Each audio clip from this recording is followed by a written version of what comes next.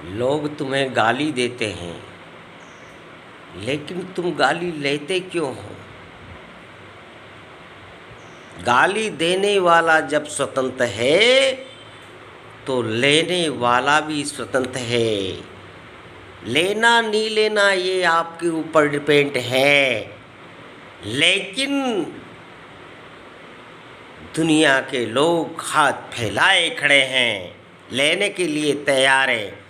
गाली एक बैरंग चिट्ठी की तरह होती है। बैरंग चिट्ठी जो होती है ना, उसमें टिकट नहीं लगा होता है, और जिसके पास आप भेजते हैं वो उसके पास जाती है, और उसके पास जाती है तो उसको डबल डबल पैसा देना पड़ता है, यहाँ का टिकट का और वहाँ का टिकट का। और यदि आपने वो चिट्ठी नहीं ली तो चिट्ठी कहाँ जाएगी? बैरंग चिट्ठी जहाँ से आई वहीं पर वापस चली जाएगी। लेकिन बैरंग चिट्ठी लेने के लिए लोग तैयार खड़े हैं, डबल पैसा लगे देने के लिए। तेरे बताओ, खोलो जल्दी, मुझे बताओ क्या लिखा है। यदि आप वो चिट्ठी नहीं लेते हैं तो वो चिट्ठी वापस वहीं चली जाती है जहाँ से आई, और उसको उसका डबल पैसा देना पड़ेगा। इसलिए लोग तुम्हें गाली देते हैं, उस गाली को लेते क्यों हो? और जब उस गाली को आप नहीं लोगे तो वो गाली जहाँ से आई वापस वहीं चली जाएगी, और उसको डबल भुगताना करना पड़ेगा। तो इसलिए यदि आप किसी भाई से झगड़ा कर रहे हो, और भाई भाई आपस में झगड़ा कर रहे, ननंद भौजाई आपस में झगड़ा कर रही है, देरानी जेठानी आपस में झगड़ा कर रही है, अगर वो झगड़ा जीत जाती है एक, तो कौन सा आपको अवार्ड मिल जाएगा? कौन सा आपको अवार्ड से सम्मानित किया जाएगा? कौन आपको पहचानेगा? आप मान लो जीत भी गए तो आपने ऐसा कौन सा बड़ा काम कर दिया। इसलिए भाई भाई से बैर मत करो, ननंद देरानी जेठानी से झगड़ा मत करो, सास से झगड़ा मत करो, प्यार बांटना सीखो। प्यार बांटोगे तो आपको वापस प्यार मिलेगा। प्यार करना ऐसी चीज़ है जो प्यार सब में बढ़ता है, और प्यार ऐसा प्रेम का प्याला होता है जहाँ कड़वाहट होती है वहाँ भी मिठास पैदा हो जाती है, और ऐसी मिठास पैदा हो जाती है जो हमेशा के लिए तब्दीलीन हो जाती है, आपस में प्रेम बना जाती है। ऐसा प्रेम करना आप सीखो। यदि इतना आप सीख गए मानव संसार में, इस युग में, तो आपको कोई नहीं हरा सकता है। आपको यदि बनना है तो विवेकानंद बनो, परमहंस बनो। लेकिन लोग दुनिया विवेकानंद ना बनते हुए रावण बनने की कोशिश करते हैं। लेकिन रावण बनोगे तो रावण का अंत क्या हुआ है ये आप अच्छी तरह भली भांति जानते हैं। लेकिन उसके लिए आपको राम बनना पड़ेगा। राम यदि बनोगे तो आपको इस संसार में पूजनीय माने जाओगे, आप देव तुल्य माने जाओगे, आप भगवान माने जाओगे। लेकिन इंसान को भगवान बनने के लिए भगवान जैसा काम करना पड़ेगा, तभी आप भगवान बन सकते हो। इस मानव संसार में क्रोध को पालो, क्रोध को जाहिर मत करो। यदि क्रोध को जाहिर करोगे तो क्रोध में खुद जलकर भस्म हो जाओगे। इसलिए मेरे भक्तों, मेरे प्यारों, क्रोध को पालना सीखो। यदि आपने क्रोध पालना सीख लिया तो इस दुनिया में तुम्हें कोई नहीं हरा सकता, कोई नहीं हरा सकता दुनिया में। ये मेरा दावा है। लेकिन आज के ज़माने में कोई राम बनना नहीं चाहता। सब रावण की प्रवृत्ति के बनने जा रहे हैं। अपने आप में अहंकार, मैं बलशाली हूँ, मुझसे आगे कोई नहीं है, मैं हूँ जो हूँ। लेकिन मैं जिसने पहचान लिया, मैं का मतलब क्या होता है? मैं कौन करता है? बकरा मैं करता है, लेकिन बकरा मैं करता, मैं एक दिन इसका मैं निकल जाता है। इसलिए मैं को छोड़ो और हम आप में बसो। हम आप में बसोगे तो दुनिया आप में बसेगी। तो मेरे प्यारे मित्रों, अहंकार, क्रोध, ये ऐसी चीज़ें हैं जो दुनिया को जला के राख कर देती है। यदि आप प्रेम तत्व को समझ गए, प्रेम को यदि आपने जान लिया, तो आप कृष्ण बन सकते हैं, आप राम बन सकते हैं, महावीर बन सकते हैं। लेकिन उसको जानने के लिए आपको एकाग्रचित होना पड़ेगा, अपने मन को टटोलना पड़ेगा, अंतर की आत्मा को टटोलना पड़ेगा। तब आप राम, विवेकानंद और कृष्ण जैसे बन सकते हैं। राम ने कितनी मर्यादा से, कितनी शांति पूर्वक, जिसका राज तिलक सवेरे होना था, वो सवेरे वन को चला जाता है और हंसते हंसते चला जाता है। सोच लीजिए, वो राम, लेकिन वो वन में भी गए तो वन में भी उनको सम्मान मिला, इज्जत मिली और वो पूजनीय हो गए। यदि वही राम अगर वन को नहीं जाते और वही राज प्राप्त करके रह जाते, तो सिर्फ वो राम नहीं बनते, वो राजा राम बनते। क्या बनते? राजा राम। सिर्फ राजा रह जाते, राम कभी नहीं बन सकते। तो मेरे मित्रों, यदि राम बनना है तो आपको त्याग करना पड़ेगा। और त्याग की परिभाषा क्या होती है? जिस व्यक्ति ने त्याग कर दिया है, मोह को त्याग दिया है, वो दुनिया में पूजनीय हो गया है, माननीय, सब व्यक्तियों के सामने सर्वोच्च मान सम्मान उसको मिल गया है। और जिस व्यक्ति को मान सम्मान मिल गया है, वो व्यक्ति दुनिया में जीत गया है। तो इसलिए मित्रों, आपको राम बनना है, आपको कृष्ण बनना है, आपको स्वामी विवेकानंद बनना है, परमहंस बनना है। और इसके लिए आपको त्याग करना पड़ेगा। और त्याग कैसा? कैसा त्याग? निस्वार्थ पूर्वक त्याग, जिसमें कोई काम की भावना नहीं हो, जिसमें कोई लोभ की भावना नहीं हो। आजकल तो लोग भाई भाई का गला काटते हैं, परिवार वालों को काटते हैं। लेकिन यदि वही भाई आपस में प्रेम से अगर मिल के रहें, तो दो दूसरे व्यक्ति कभी आपकी तरफ नज़र उठाकर नहीं देखेंगे, कहेंगे भाई उनमें बड़ी एकता है। उनमें चाहे कितनी फूट डाले पब्लिक, जनता आप में कितनी फूट डालने की कोशिश करे, लेकिन आप अपने में फूट ना पड़ने दें। आपके भाई के प्रति आप में कितनी घृणा भरें, लेकिन उस घृणा को आप ग्रहण ना करें, क्योंकि भाई भाई होता है, खून का रिश्ता होता है। इसलिए भाई पर कभी शक ना करें। जिस भाई ने एक माँ के उदर से जन्म लिया, हमने वहाँ से हम एक जगह से आए, तो यहाँ दो कैसे हो सकते हैं?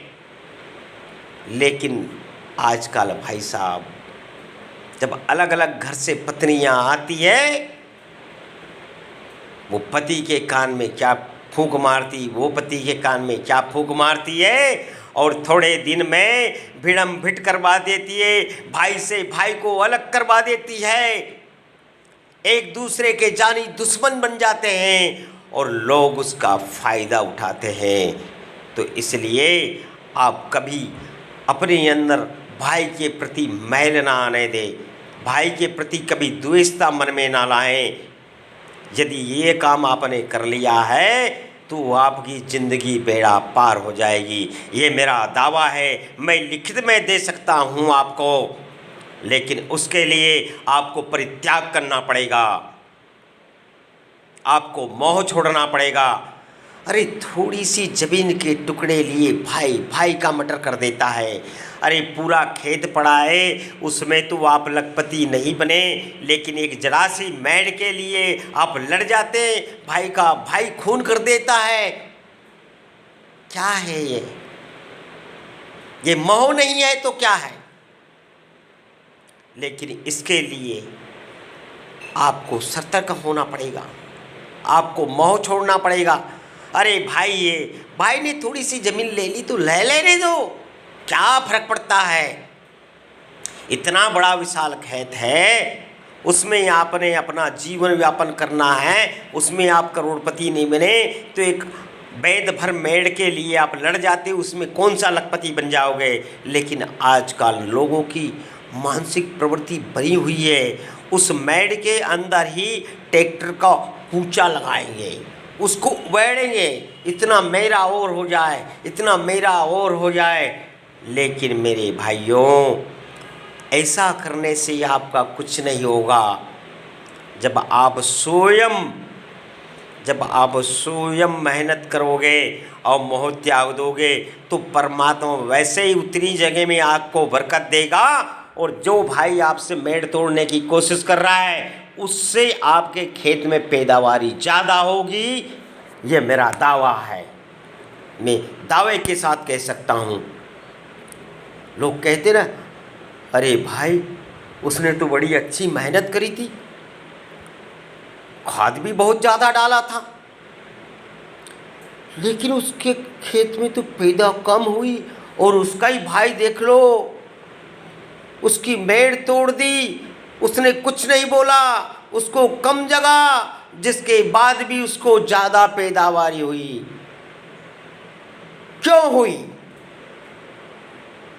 क्योंकि उसने मोह त्याग दिया, उस परमात्मा के प्रति छोड़ दिया। भगवान इतना है, इतना में मुझे सुकून है, इतना में तू इतना देना, साईं इतना दीजिए जहाँ में कुटुंब समाए, और मैं भी भूखा ना रहूं, कोई संत भूखा ना जाए। तो मेरे मित्रों, ये आपसे मैं कह रहा हूँ, यदि परमात्मा के प्रति समर्पित होकर निस्वार्थ भावना से आपने परित्याग किया है तो परमात्मा उसी में आपको बरकत देगा, उसी में आपको धन दौलत मिल जाएगी। आप अपनी मर्जी का जो चाहे वो कर सकते हैं उसी के अंदर। लेकिन दुनिया में व्यक्ति ऐसे होते हैं, कहते हैं बड़े संतों के मुख से हमने सुना है कि तू करता वही है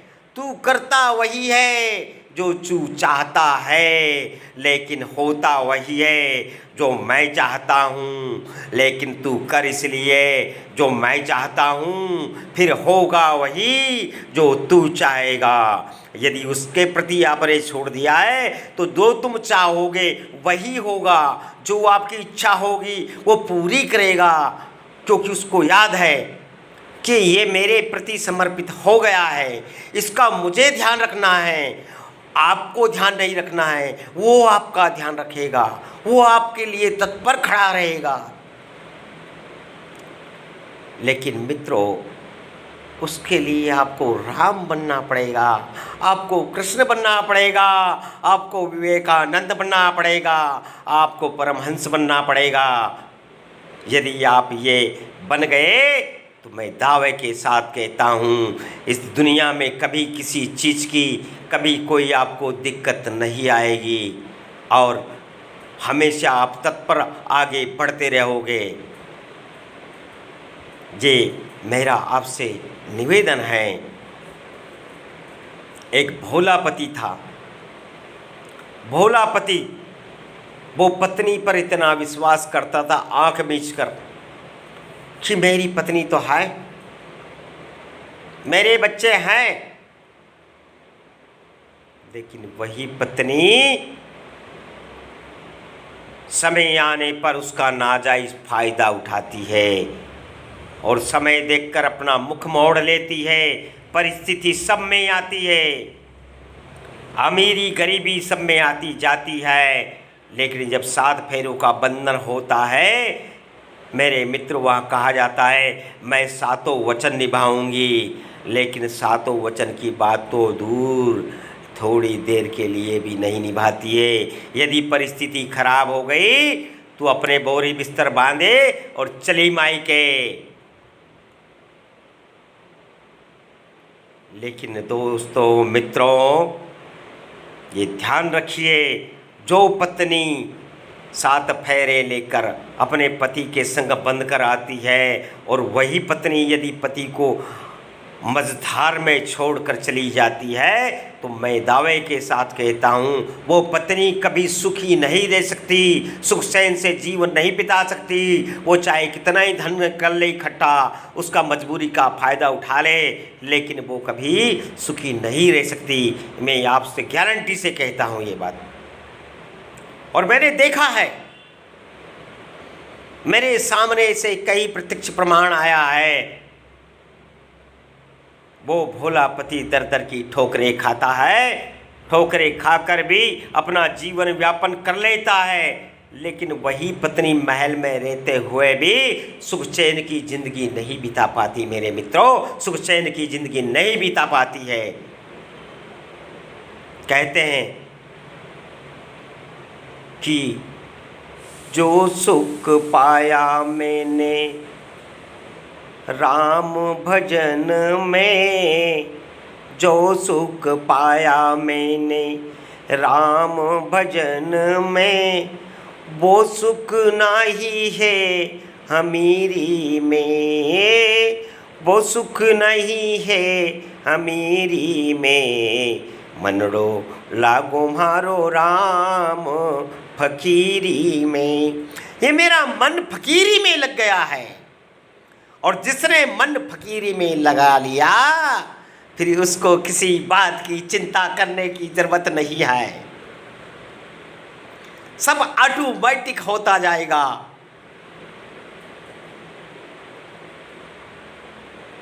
जिसने अपने मन को, अपनी इंद्रियों को बस में कर लिया है, वो व्यक्ति इस मानव संसार से तर्क स्वयं परमात्मा की शरण में चला जाता है और स्वयं साक्षात परमात्मा उसकी रक्षा करते हैं। लेकिन भगवान तो भाव का भूखा होता है, प्रेम का भूखा होता है।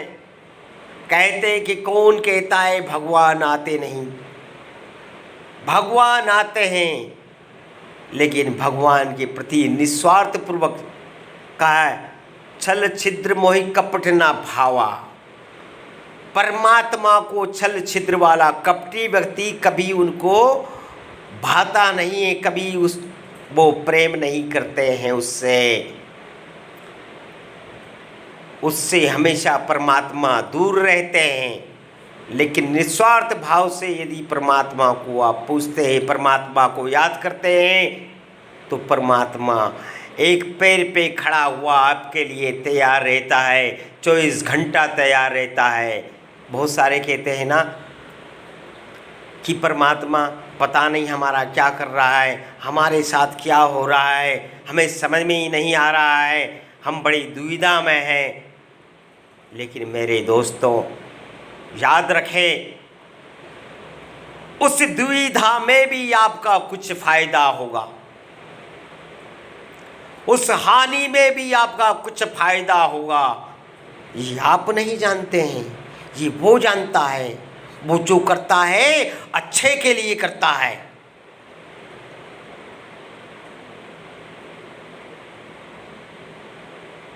अकबर और बिरबल जंगल में शिकार करने गए।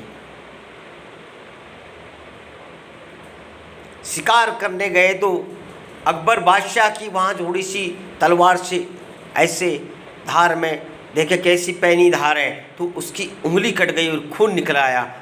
बिरबल से कहा, बिरबल में देखो मेरी उंगली कट गई है। बिरबल ने कहा, बादशाह जो भी होता है, जो भी हुआ अच्छा हुआ। बादशाह गुस्से में हो जाता है, कहता है बिरबल मेरी उंगली कट गई और तुम कहते हो अच्छा हुआ है। मंत्री संतरियों से कहा जाओ इसको जाकर फांसी पे चढ़ा दो। मंत्री संतरी बिरबल को ले जाते हैं और फांसी पे चढ़ाने का ऑर्डर देता है। जब बिरबल वहाँ पहुँचता है, थोड़ी समय बाद कुछ जंगली लोग आते हैं और राजा अकेला रह जाता है। राजा को पकड़ लेते हैं, बादशाह को, और बादशाह को पकड़ कर ले जाते हैं कि इसको बलि चढ़ाएंगे देवी के यहाँ। जब बलि चढ़ाने लगे तो एक व्यक्ति ने कहा, देख लो भाई कहीं कटा पिटा तो ना है ये। जब देखा बादशाह को, बोले इसकी तो उंगली कटी हुई है, ये बलि के लायक नहीं, भगाओ इसे। अब जैसे ही बादशाह को वहां से भगाया, बादशाह भागा भागा आया कि ऐसा ना हो कि बिरबल को फांसी लगा दिया जाए। बिरबल को फांसी लगने वाली थी और दौड़ कर आए, कहने लगे रुको रुको रुको, बिरबल को फांसी मत लगाओ। उन्होंने कहा महाराज आपका आदेश था। नहीं, नीचे उतारो नीचे उतारो। बिरबल को नीचे उतारा। बादशाह ने कहा, बिरबल तुमने सही कहा था, जो भी होता है अच्छे के लिए होता है। बिरबल ने फिर कहा बादशाह से, बादशाह आपने जो हुक्म दिया मुझे फांसी का, वो भी मेरे लिए अच्छा हुआ। बोले वो क्यों? वो इसलिए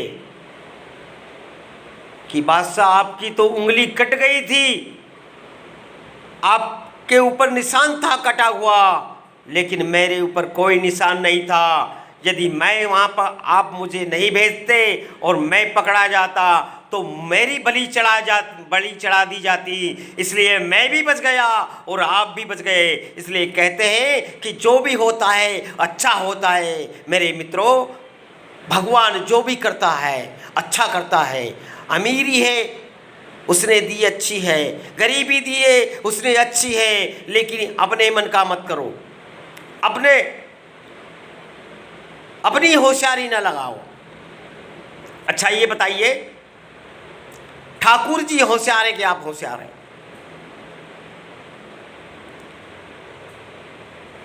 भाई ठाकुर जी होशियार है, भगवान है, वो सब जानते हैं, तो फिर अपनी होशियारी उसके सामने क्यों लगाते हो? मत लगाओ, बंद कर दो उसके सामने अपनी होशियारी लगाना। सब वो करेगा, उसके ऊपर डिपेंड रहेगा। जो करना है उसको करना है, हमें कुछ नहीं करना है। हम तो निमित्त मात्र हैं, उसके हाथ की कठपुतली है। वह जैसे नचाए वैसे नाचो, वह जैसा कहे वैसा करो। वो जो भी करता है अच्छे के लिए करता है, बुरे के लिए नहीं करता है। वो अधर्मी के साथ भी रहता है, वो धर्मी के साथ भी रहता है, लेकिन अधर्मी को समझाने की कोशिश करता है। नहीं समझता है तो फिर उसे दंड के माध्यम से समझाता है, लेकिन परमात्मा हमेशा सबके साथ रहता है। इसलिए मेरे मित्रों, उस परमात्मा पर विश्वास करो, उस मेरे गोविंद पर विश्वास करो, मेरे ठाकुर पर भरोसा करो। जिसने मेरे ठाकुर पर, मेरे गोविंद पर भरोसा किया है, उसने जीवन में कभी कहीं हार नहीं आने दिए, हमेशा विजय का डंका लहराया है और उसका विजय पथ रथ चलता रहा है, कभी रुका नहीं है और ना रुकने देगा। ये मेरा दावा है। बोलिए सतगुरुदेव भगवान की जय।